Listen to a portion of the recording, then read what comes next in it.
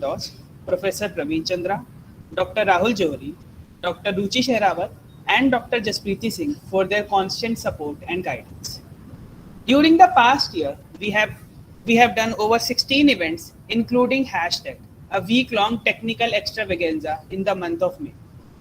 As the GGSIPU University has moved forward in its quest to provide quality education with the opening of a new East Delhi campus, consisting of 5 schools, the USICT ACM student chapter has also jumped to GGSIPU University USS ACM student chapter to cater to all the current and potential engineering schools of GGSIPU. Not only we have expanded our domain as a student chapter, but we have also inaugurated some initiatives to help students in the longer run. Awaaz, GGSIPU's USS ACM podcast is one step in this direction. Awaaz facilitates the alumni of USS ACM student chapter to spread awareness and knowledge about the industry practices, reducing the gap between a student and a professional. We also have 9 clubs under the umbrella of GGSIPU USS ACM student chapter to promote various technologies among students. As we are about to begin with the celebration of ACM Foundation Day, we have a talk by Professor Venkatesh Raman and a science quiz planned for you. We wish that you have a lot of fun being a part of it. And before moving ahead, let's have a look at what our journey had looked like till now.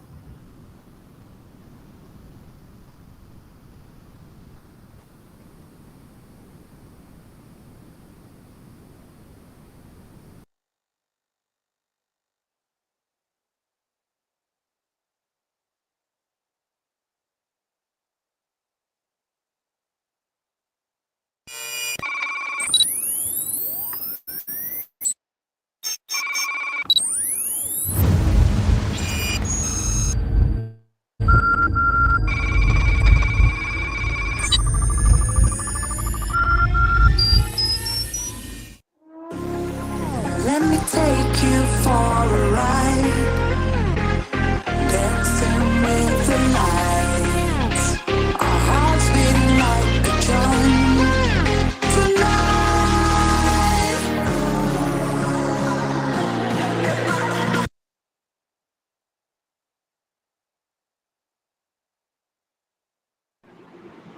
And can you please try again, Anurag? I think there's some technical glitch there.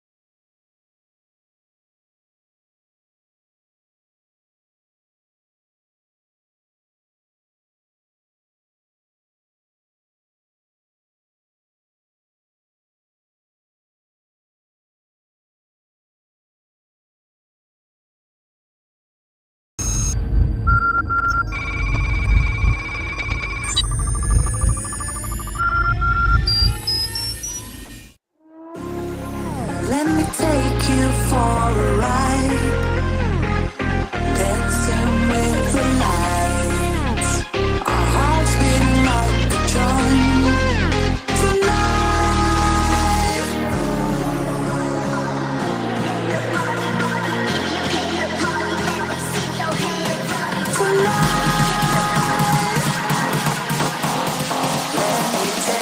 for a ride, for a ride.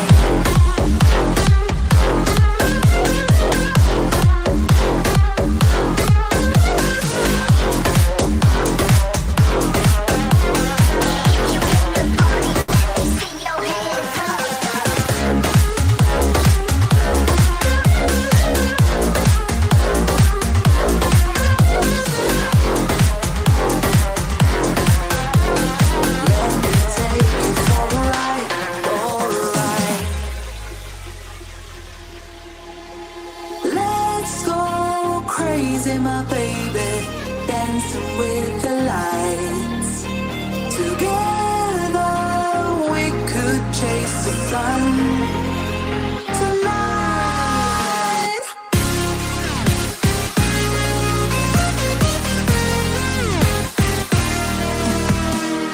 Let me take take you for a ride. Ooh, tonight, let me take you for a ride. Alright.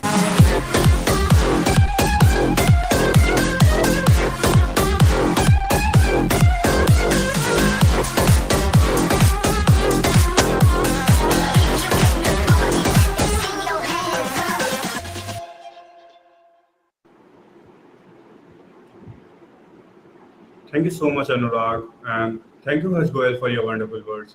Now, we would like to call our web chair, Maulik Agarwal, for launching the dashboard of our student chapter. Thank you, Sankar. Good morning to one and all present here. We take immense pride in launching our student chapter's dashboard. This would surely facilitate the communication between the chapter and the students. The dashboard can be accessed by visiting our website usict.acm.org and clicking on the dashboard button present in the navigation bar. On clicking the button, you are taken to the login page for the dashboard. If you are an existing member, you can log in using your credentials. Else, you can register on the dashboard by clicking on the Create New Account button or the Register button present in the navigation bar. After creating the account, you can log in into your account using the given credentials. Here, I am logging into my existing account.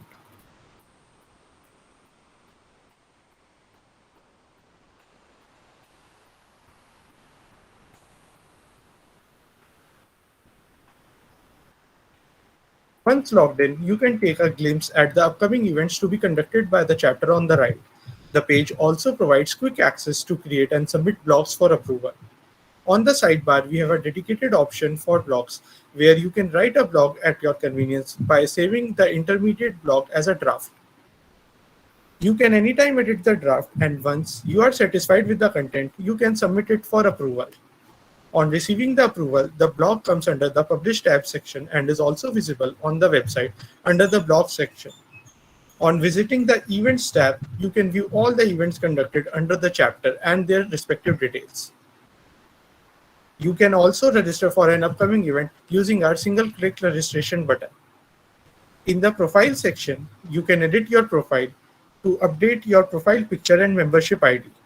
In case you do not have a membership ID, you can simply visit our website, usict.acm.org, and in the Why Join Us section, you can fill out a short form to receive your membership ID.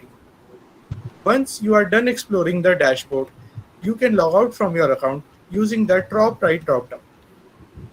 I hope this dashboard would greatly serve the students and the team in the coming future. Thank you so much. Thank you, Maulik Agarwal, for showcasing an enhanced and feature-loaded dashboard that will ease the flow of operations for the members of our chapters and participants alike. We won the Best Website Award, but we didn't stop there. With every change, a lot of things change, and as we have completed our journey from USICT ACM Student Chapter to GGSIPU USS ACM Student Chapter, a new journey and a new energy emerged within our team. To reflect the new technical acumen and creative ability of our team, we have designed a new logo as a sign to promote the motto of advancing computing as a science and profession. Now I would like to showcase our new logo.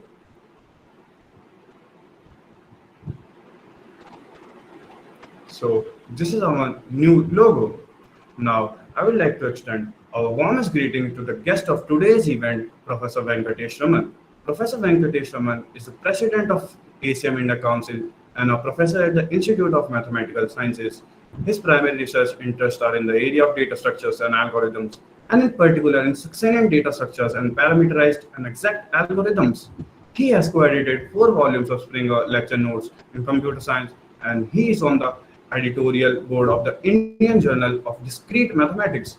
He has organized and participated in several faculty development programs on the algorithms in institutions all over the country, and has published more than 150 papers in international conferences and journals, including bioconnectivity, chain decomposition, and ST numbering using ON bits. I would invite you, sir, to enlighten us on the topic data structures and algorithms, what and what. Over to you, sir.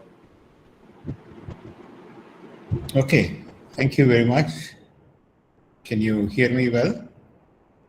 Yes, sir. Okay, good. Thanks really very much for the invitation, and thank you for the impressive ACM chapter you are managing, carrying the flag of ACM, impressive list of activities, winning the best website, and having so many variety of events. Okay? Congratulations for doing all this. And can you unshare your screen so I can share my slide and get on with my thing? Yeah. Sure, sir.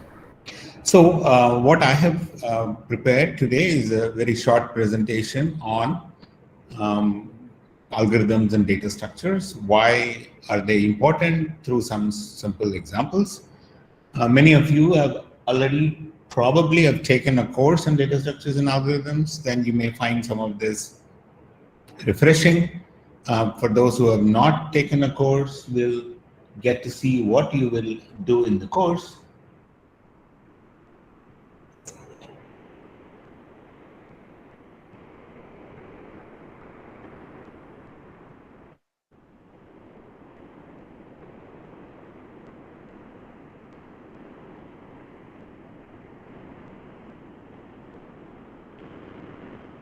Yeah, so that's what I have today. But before I start, because it's an ACM event, I'll say a little bit about ACM. I mean, you guys probably don't need it because you know all about it. In fact, even the fact that ACM was founded on September 15th, I came to know from your volunteers. So ACM is the world's largest association of computer science professionals. For example, awards, the highest award in computing, Turing Award, is awarded by ACM, among other awards. It has a number of awards for, theory and practice and technology and education and so on and so forth. It was founded in September 15, 1947, so it's also celebrating its 75th year, like India's independence. ACM India was started about 12 years ago to focus on India-specific activities, and it has one of the largest members in the world. There's 13,000 plus members. It's more than 10% of overall membership of ACM. And it has 200 plus chapters, professional, SIG chapters, student chapters combined. It's managed by an elected council. Currently it has about 15 members, and each council member chairs a committee. There are a number of committees, and india.acm.org is the website. You can go and look at what all we do for activities. I'm just going to mention some activities for students in particular, since I assume most of you are students. For senior undergrad students, there is the summer and winter schools. These are 2 weeks long, intense lectures and problem sessions on a current topic. Most of them with industry participation, and there is at least one every offering which is women only. Okay. So the upcoming one in December would be the winter schools, and typically they are on current topics on for example cybersecurity, IoT, machine learning, data science, theory, algorithms, and these are conducted by experts from all over the country, typically from IITs and so on, and it is open for third year onwards undergrad students, because we want some basic background you should have acquired to get benefit out of these courses. So I would strongly encourage you, particularly, it's going to help you both for taking an academic career or you want to get into industry. You get different exposure to different set of topics, different ways of teaching, researchers in the country. For PhD students, I don't know.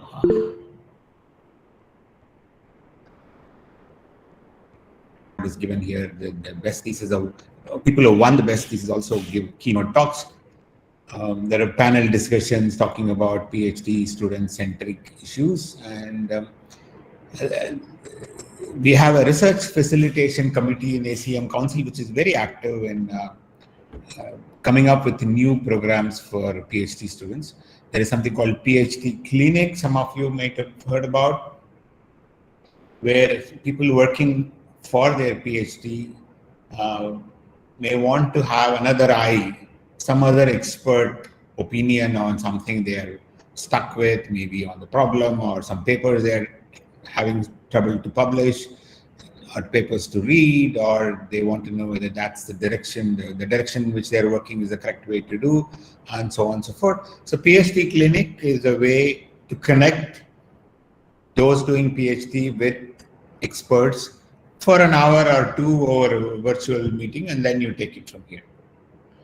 There is Anveshan Setu, there is Doctoral Dissertation Award, partial travel grants for students to go and give presentation in conferences and so on and so forth. Please look at the website. There are a lot of activities for PhD students. And as for completion, let me also say we even have something for school students. CS Pathshala is a program by which ACM has come up with a curriculum for school computing, just to dispel the myth that computing is not just about programming or Excel or about Word. It's more about algorithms and logic and combinatorics and puzzles and so on. So early on, for school children, we have a curriculum. So take a look at CS Pathshala, and the ACM gives training to teachers in this curriculum. Okay, so as they say, from KG to PG, there are a lot of programs offered by ACM. And in addition, there are also programs for industry professionals, for teachers, for chapters. You may already know this eminent speaker program. There is a chapter summit. There is chapter awards. You guys have won the best website award given by the ACM headquarters, but India ACM also has instituted awards in the last couple of years. And then ACM has some committees for education policies to interact with policy officials in the government, in the industry, and so on and so forth. Okay, so there is The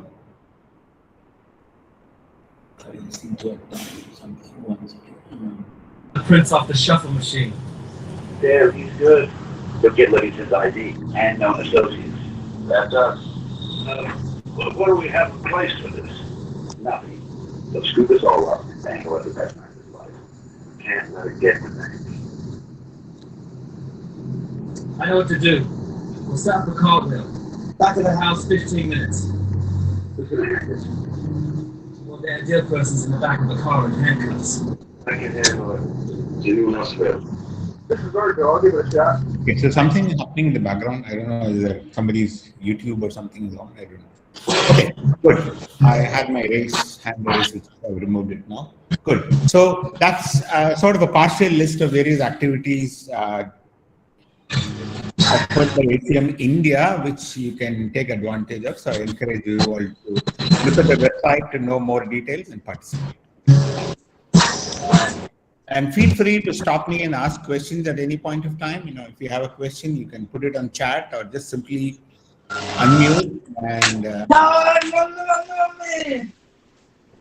Okay.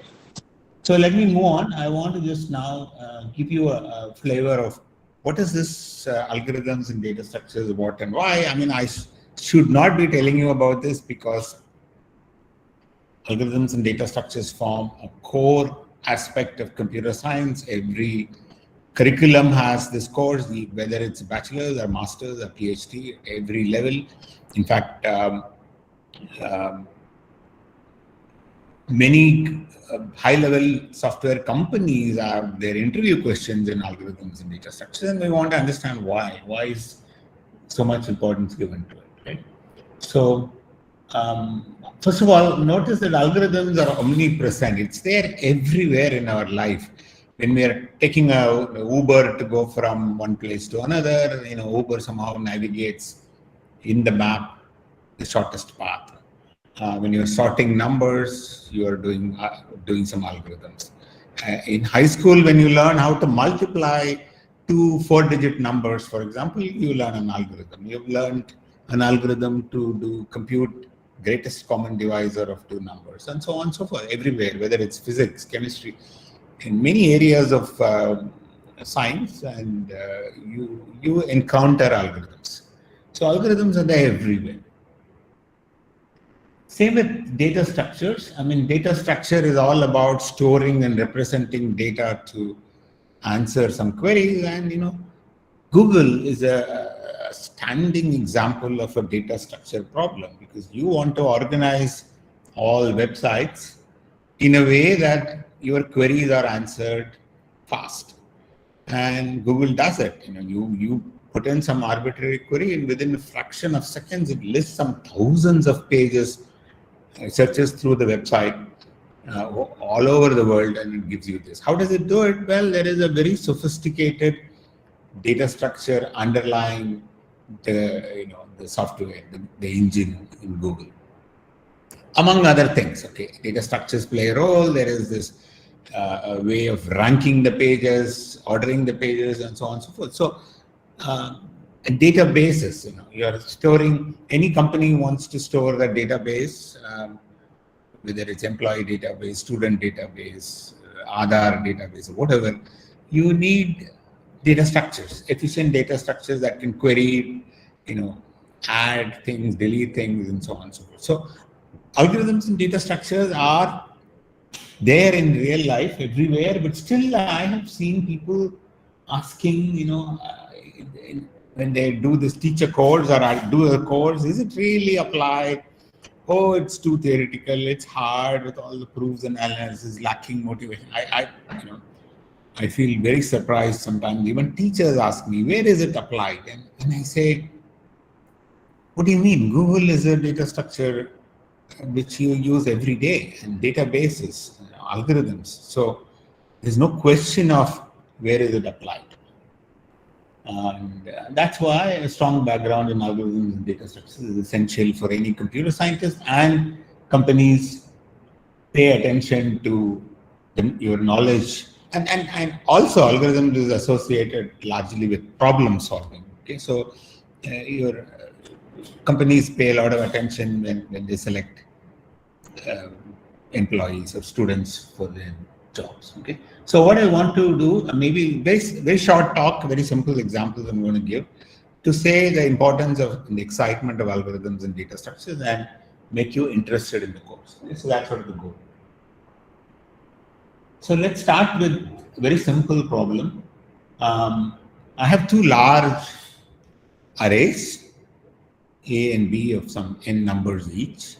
And I have a very simple question. I want to find all entries that are in both the arrays. Okay, so maybe there is a government department is maintaining, two different departments are maintaining Aadhaar cards, and they want to find out which are there, which is in common to both.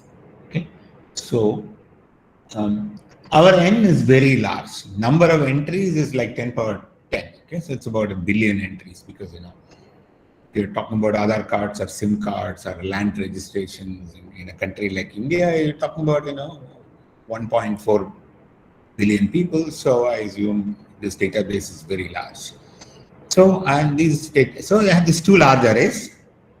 All I want to do is to tell me, I want to write a program or an algorithm to figure out which are all the entries which are common to both the arrays. Can somebody give me an algorithm?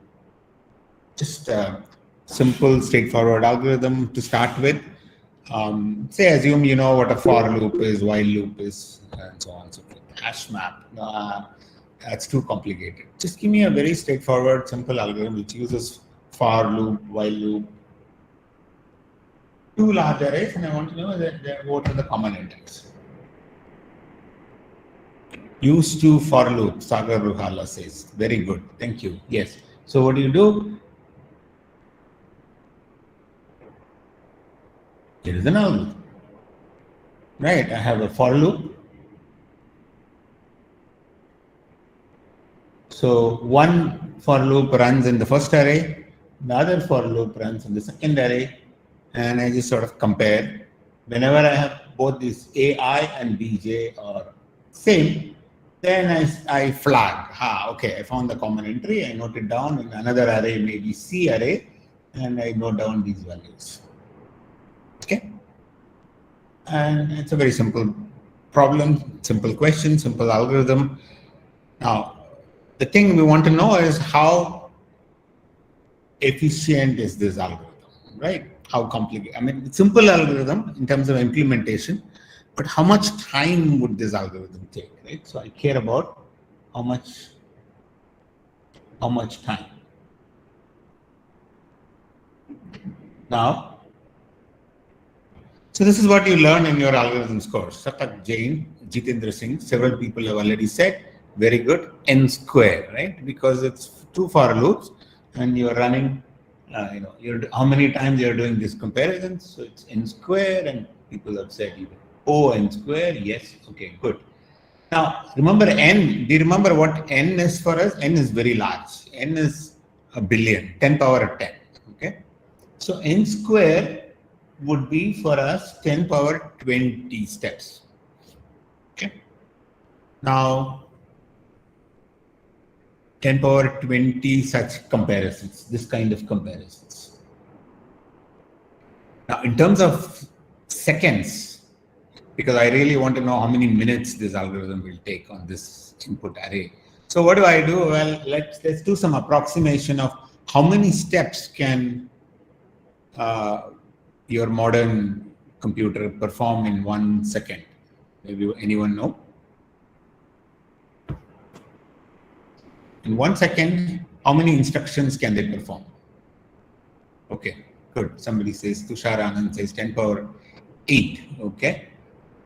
Oh, I guess you guys must be some Olympiad, participating in Olympiads or something like that. Okay, let me even say I have 100 times faster computer, which can perform 10 power 10 instructions in 1 second. Okay. So now for my 10 power 20 steps algorithm, how many seconds will it take?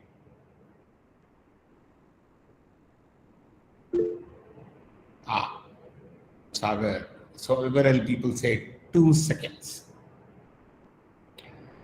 No, think again. Good. This is a trap.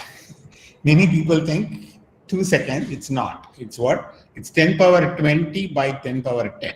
And you can't cancel the 20 and 10, right? It's just 10 power 20 steps I need to do, and you are going to do 10 power steps in 1 second. So that's 10 power 20 by 10 power 10. This is like 10 power 10 seconds, not 2 seconds. Okay. Oh, 10 power 10 seconds is too large. How many minutes, hours, days? Well, you do some calculation, it turns out it's roughly about 317 years. Okay, it hits you. It's dramatic. It is. You think computers are so smart that they can do everything so fast, and that's why I don't blame you if most people thought that it's going to take you 2 seconds. No, it's going to take you 10 power 10 seconds, which if you do a quick Google search, you realize it's some 316 point some number of years. This is, simple problem, simple query, and you have a very naive algorithm, an n square algorithm. For our value of n is very large. This was a problem, right? Nowadays, you're talking about big data, and that's why I said Aadhaar card, SIM card, numbers, land records, and things like that, which are like huge in a country like India. And so the data is big.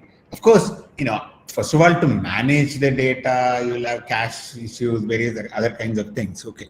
But ignoring all that, if you naively if you do an n square algorithm on this data, it takes 10 power 10 seconds, which is about 317 years.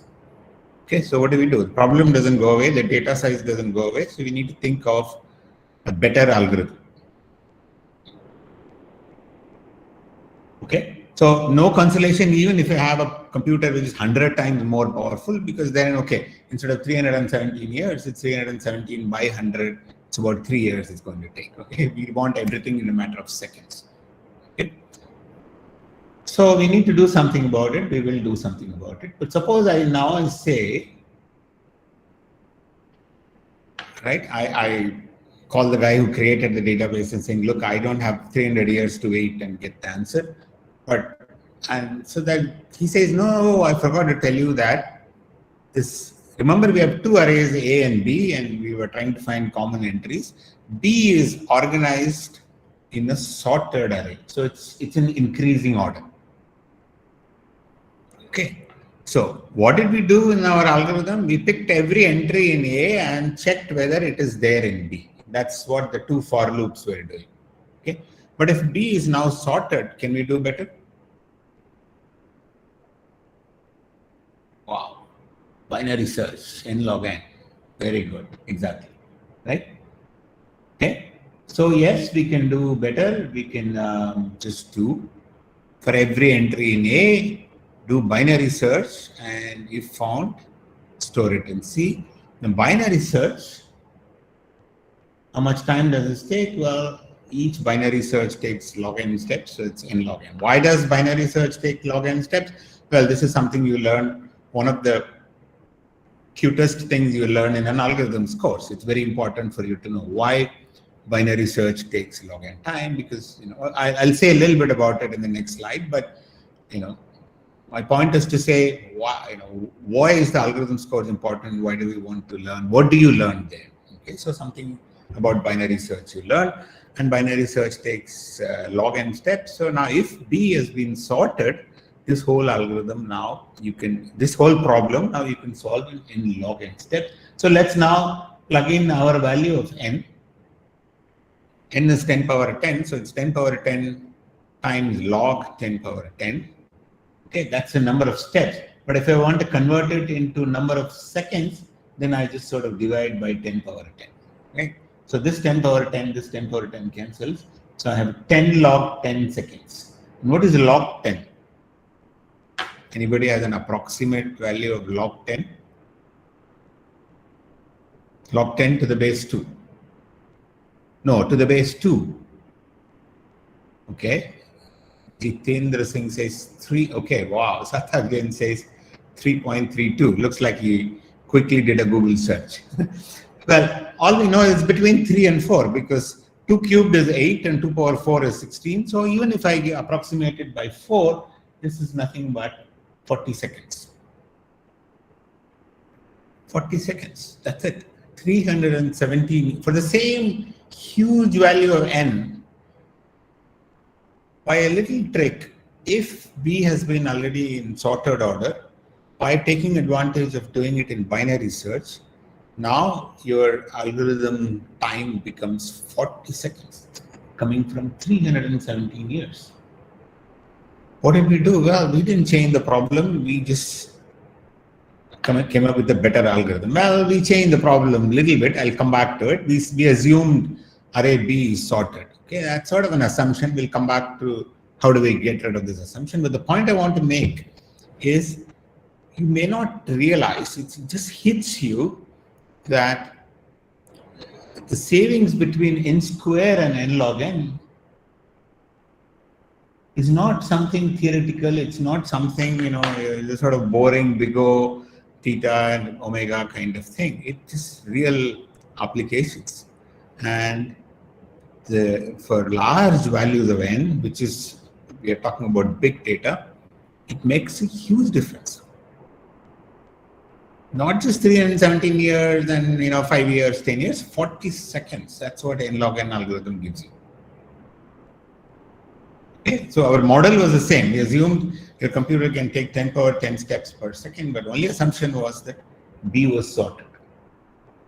Okay, so power of log, you keep seeing log in computer science and algorithms several times. Log n is the number of powers of 2 in n. Right? It's sort of inverse of an exponentiation. So if you take 2 power k, there are k powers in there. So log n is the inverse of exponentiation. And take a number n, keep dividing by 2 until it becomes less than or equal to 1. How many times you do this? That's exactly log n. With the floor, ceiling, and so on. So any algorithm that reduces the problem size by half after every step takes log n steps. And that's what binary search does, because after making one comparison, your search domain reduces by a factor of 2, and quickly you will zoom in on your query in log n steps. This is the proof of why binary search takes log n steps. Okay, you can do a formal proof by doing a recurrence relation and so on, but this is sort of the intuitive thing. An important thing is log is a very slow growing function. For example, log of 2 power 1000 is only 1000. 2 power 1000 is like 10 power, 10 followed by 300 zeros. So if number of websites in the world is like 10 followed by 300 zeros, and if you have a log n algorithm, and that's how Google is managing to do such queries, because what is underlying the data structure and the engine behind Google is some very efficient logarithmic search procedure. So it doesn't matter how large your number of websites is, it's able to come back with very fast query time. And it answers your question very fast because you have a logarithmic time solutions at the back of it. Okay, so now one thing, so coming back to our problem, we assume B is sorted. So B is not sorted. What do? Well, sort initially. Now, how fast can we sort? Well, we certainly don't want to spend another 317 years to sort it, because then it just sort of defeats the whole purpose. So yeah, you guys presumably have all seen good algorithms. So this is merge sort, many heap sort, lots of n log n algorithms which can sort. So I'm going to just sort of quickly skip here because you seem to know it. And the point I want to make, which is that even between n square and n log n, there can be huge difference for large value of n. Okay, you probably have never done this. Just put some large value of n and plug it in, and then see this. Then it just sort of hits you that it's not just a theoretical improvement that we struggle to come up with an n log n sorting algorithm. For large values of n, it does matter. Okay, I'll give you another example. Again, you guys are so smart, you probably know this. You want to compute Fibonacci numbers. The nth Fibonacci number is defined inductively as fib n minus 1 plus fib n minus 2 with the initial conditions. Now, the question we want is, given n, compute fib n. Okay, we want to design an algorithm to do this, compute fib n. Clearly, there are like two types of algorithms, right? How will you do this? Given n, compute fib n. Loop, yeah, iteration, right? So, okay, start, you want to know recursion. Okay, good. There are two types of algorithms. One is just some iterative algorithm which simply says, oh, you want to know n, I'll take n, and then I'll just go and say, for I going from 0 to n, fib I is fib I minus 1 plus fib I minus 2. So maybe maintain an array or something like that, but quickly you realize you don't even need an array, you need some two last variables are enough, and then you just sort of keep adding the last two things, and you until you get to the nth value, and you will get the answer. Now this takes some n steps because you're just keep on adding. You take the last two and add, and you get the next one. Just remember the last two things. So it takes about n steps. But somebody also said recursion.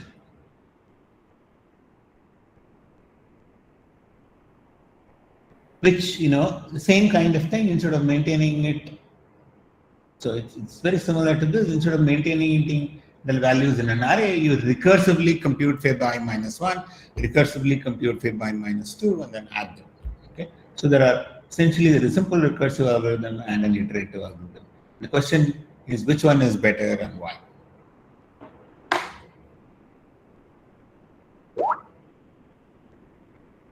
Recursive needs space, okay? So iteration loop is low memory, okay? So let's assume that space is not an issue for us. I care only about the time. Then are they same, similar, or is any one iteration will take time? Both are same, okay? Recursion does a few unnecessary steps which makes it very slow, okay? Good. I mean, I'm good meaning I'm happy you're answering. I'm not necessarily pinning down on which answer is correct, but I'm very happy to see some answers. We have to use some memoization to make it faster. Wow, some sophisticated words, memoization, okay? So something you know, okay? So now this is something you can answer this precisely in an algorithms course, okay? You can answer this. It's not, oh, this is low memory. No, we know that iteration, after understanding iterative algorithm, this we know it takes about n steps. My question is, as a function of n, how much time will recursive algorithm take? Time is all I care about. Yes, it takes extra space. Let's say for now, I don't worry about it. I care only about time. There is a lot of repetition going on, doing a lot of unnecessary things. It's not a very precise. As a function of n, how much time does recursive algorithm take? Okay. This is actually very easily an interview question. I asked this in even PhD interview, which one is better and why recursive algorithm, how much time does it take really? So you guys all said merge sort takes n log n time somehow, right? Somehow binary search takes log n time. Yes, so how much time does a recursive algorithm for Fibonacci take? Wow, 2 power n, okay. Well, what you do is you write a recurrence relation, and turns out the recurrence relation is very similar to the recurrence relation for Fibonacci numbers. And if you solve the recurrence relation, you can do it using some sophisticated generating functions, or using induction, expansion, recursive tree, all kinds of things you can do. And it turns out it takes not so much 2 power n, but it's more like 3 power n, which is phi is this golden ratio, which is like this 1.618 power n. Okay. So remember earlier the contrast was between n square algorithm and n log n algorithm in our first problem of finding common entries. But here the contrast is between an algorithm which takes n steps, an algorithm which takes exponentially many steps, where the base of the exponent is some small constant, 1.61, not quite exactly 2, but not that matters. This is, I would really, at least my first problem, I said n is 10 power 10 and storing such a large data in your main memory, and you'll have a lot of other issues and so on. But here, it's a very simple problem. You don't, try and check it out. Write a recursive algorithm and an iterative algorithm and try various values of n. When you go up to n 50, 100, it will feel like it's in an infinite loop. Why? Because with all our computation of 10 power 10 steps in 1 second, even for n equal to 200, the recursive algorithm is going to take you some 900 years. It's more like 10 power 20 seconds. Remember, 10 power 10 seconds was like 317 years. This is square of that. You don't realize it. I mean, I would still encourage you to go on, because this is something very easy to test. The first problem is hard to test because of the large data size. Whereas here, you can write a recurrence for Fibonacci and write an iterative algorithm and try various values of n. Then you will see that even for n equal to 200 or even 100, this recursive algorithm just looks like it's hanging there. It won't give you anything. So this is so important that, such simple. So what is the lesson I think I have captured? The lesson learned is that even for simple problems, naive algorithms can blow your computer, taking a huge amount of time. I'm not even come to space yet. Just looking at time, it can take a large amount of time. And this is what you learn in your algorithms course about ability to analyze algorithms. This Fibonacci recursive algorithm, how much time does it take, is something you will learn in an algorithms course. You come up with better algorithm design techniques and speed up your algorithms. And, you can also do it in little order one using a pre-built formula. Well, okay, but when I want n equal to 10,000, I don't know whether you will want to maintain such a big table. Yeah, okay. Then there is how do you compute this pre-built table? That's a pre-processing thing. You need an algorithm. So, yes. So the point is, the big O and n square and n log n, first of all, I want to say that it's not just theoretical, they are important. And they're not just sort of speeding up, okay, some algorithm which is going to take you 50 seconds, you are speeding up to 30 seconds, maybe you won't care about it so much. But it's not like that. It's something which takes years and centuries. If you can speed up using better algorithms, better analysis, and bring it down to a few seconds. Okay. So one more example I'm going to say, and then we sort of move on, or maybe I'll close. Here is this problem. You want to multiply two n-digit numbers. This is simple enough fundamental problem.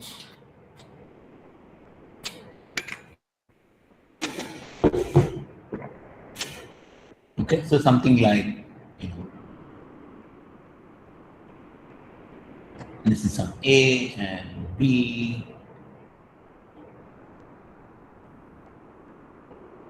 And you want to multiply this, something you learn in high school, right?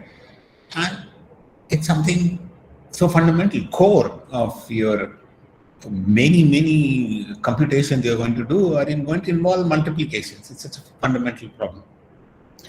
Now, the algorithm you learn in high school, which just, takes the last digits, multiplies, so the whole thing is multiplied by this, and then the whole thing is multiplied by this, there is a shift, whole thing is multiplied by this, and so on, then you add, you can easily see that that's just sort of an n square algorithm.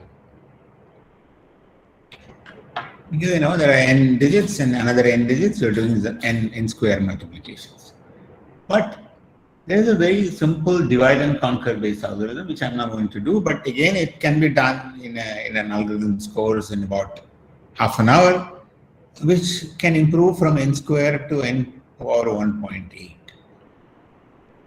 N power log 3 to the base 2, using some very simple divide and conquer algorithm. Okay. Now isn't this amazing that, all along in high school you've learned such a problem and multiplication algorithm, and it's such a core thing. It's in any software, any computation you're going to do. And if you can speed up, that will have a huge speed up in performance in algorithm. This is also takes you to the frontier of research. There are research papers as late as 2019 which continue to improve this running time from n power 1.8, and they've managed to now improve it to n log n, and so on and so forth.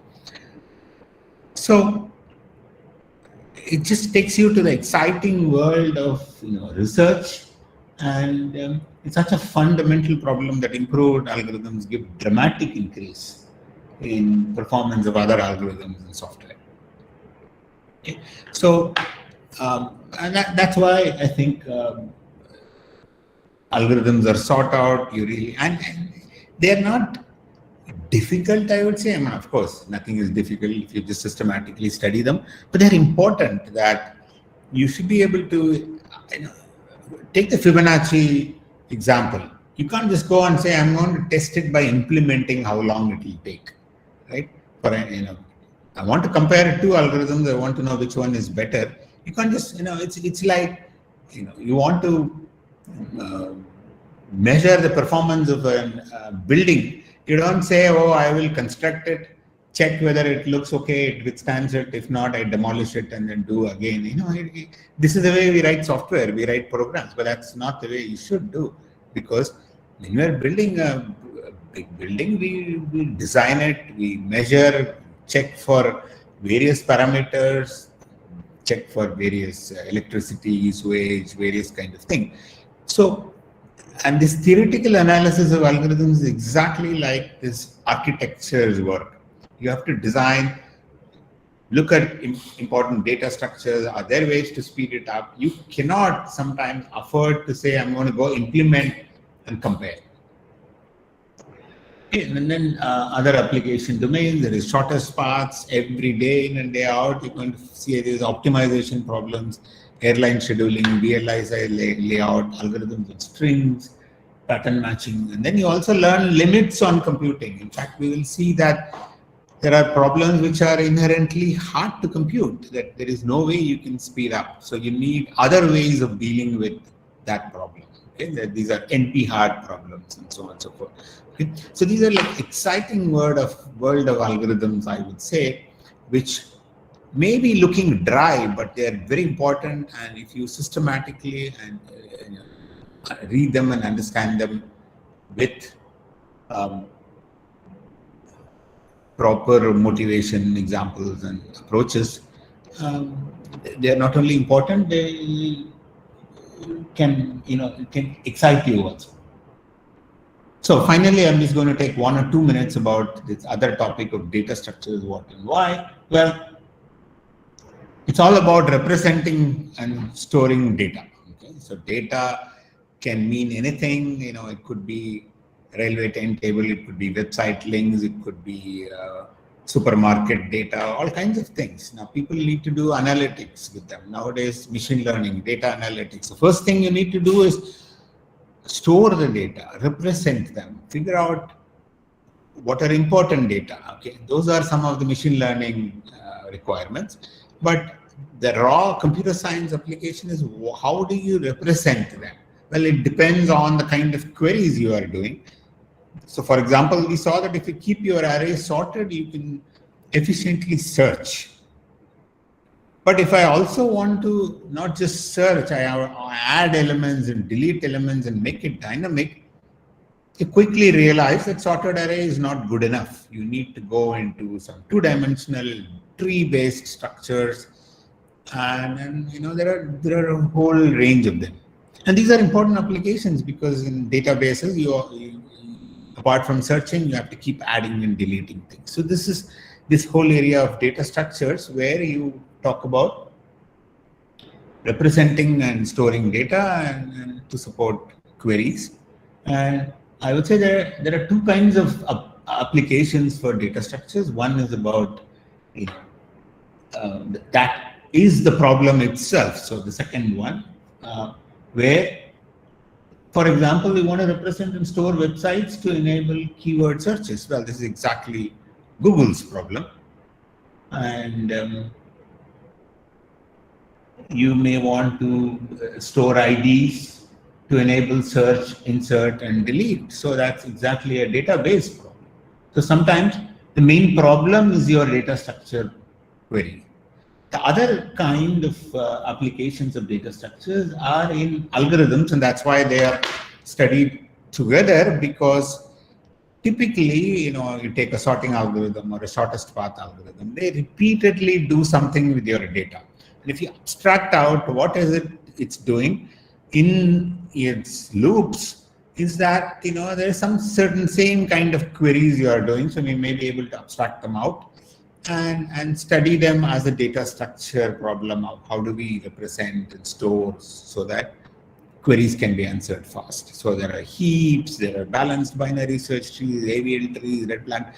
You study all of them, and they are very closely associated with algorithms because the algorithms implementations can be speeded up by using better data structures.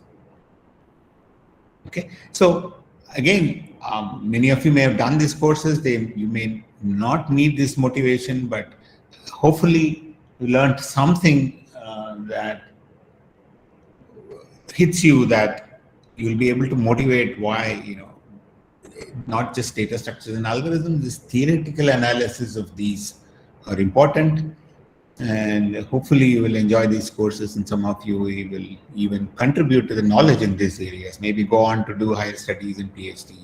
There are a lot of modern work that go on in these, continue to have interesting open problems and so on. Okay, so with that I will conclude, and thank you, and thank you again for inviting me and listening to this. Yeah, thanks. If there are any questions or comments, let me know.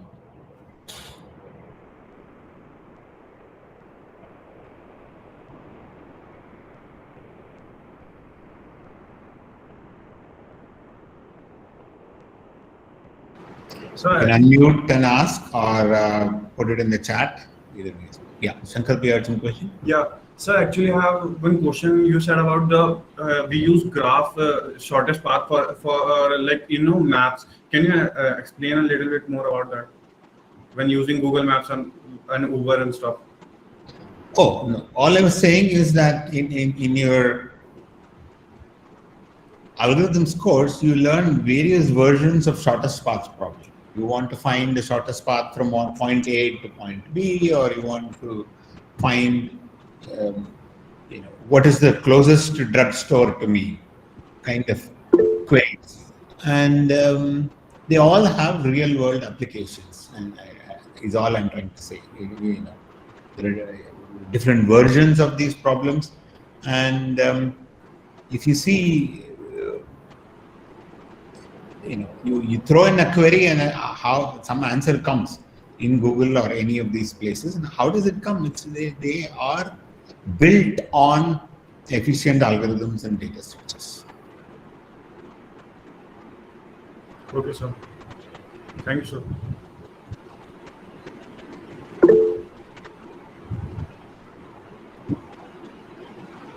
Any course or any book you meant?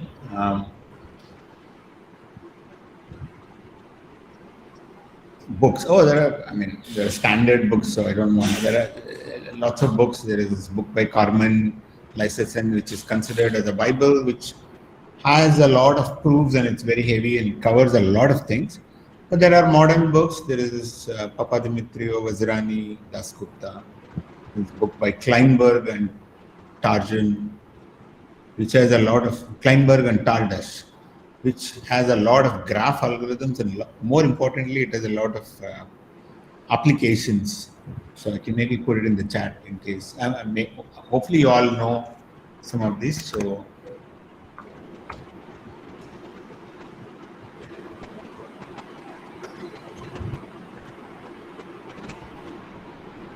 these are some standard books. I'm sure it's probably prescribed for you anyway.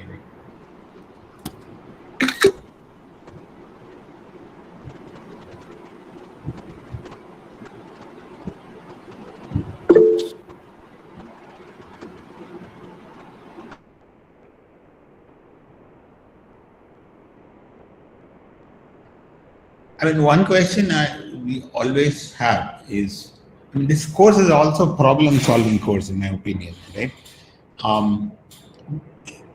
Many of these algorithms and data structures already are in packages, and in real world, you are probably not going to implement these from scratch, but you should be able to understand these algorithms, understand what is behind them, and maybe there are situations where you need to customize it for your application slightly differently. And, in those cases, understanding these algorithms and data structures play a big role even in real world. Yeah.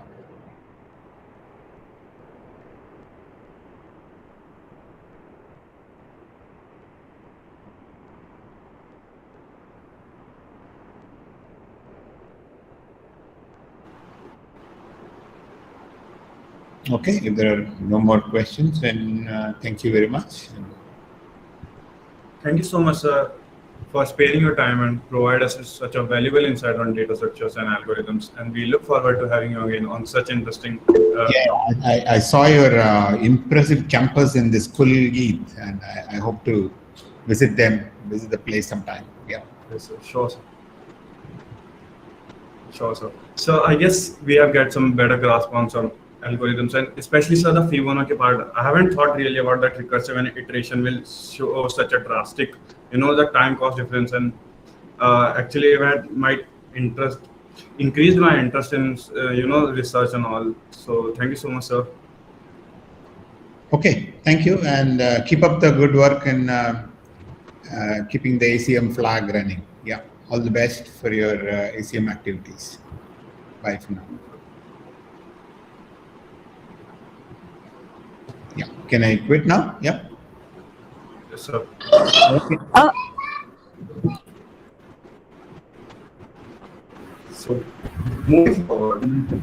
Okay, thanks. Bye.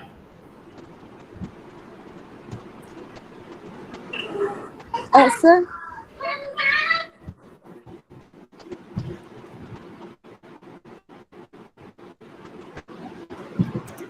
Thank you, sir. Thank you, sir.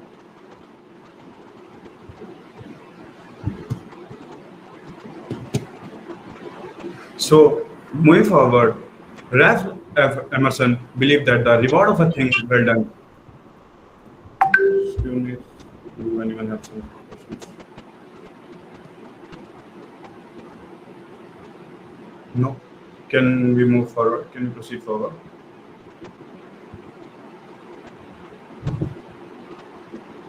Okay.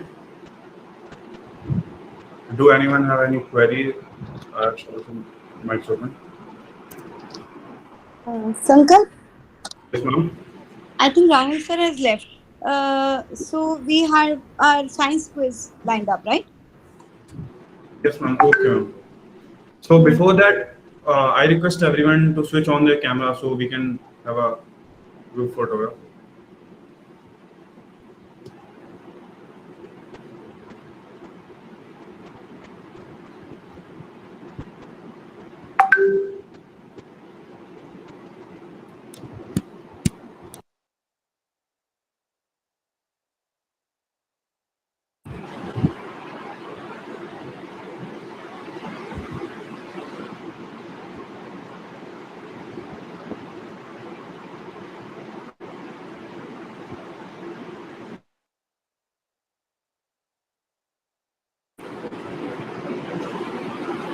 Anurag, have you taken the photograph?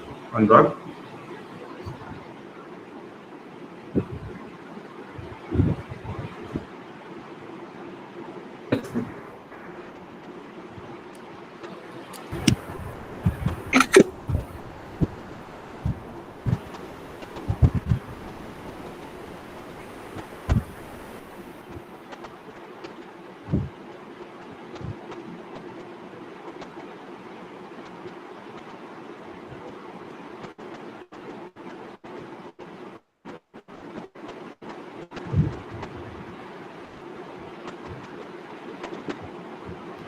Okay, thank you, Anurag.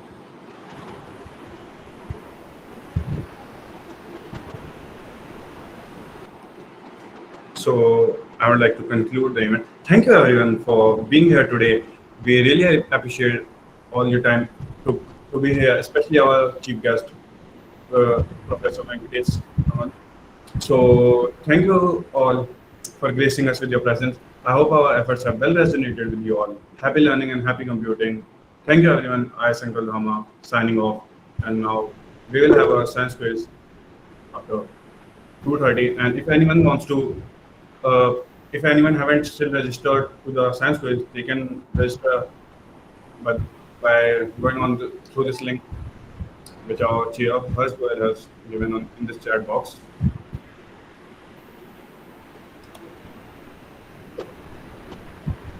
Please register if anyone still wants to join the science quiz.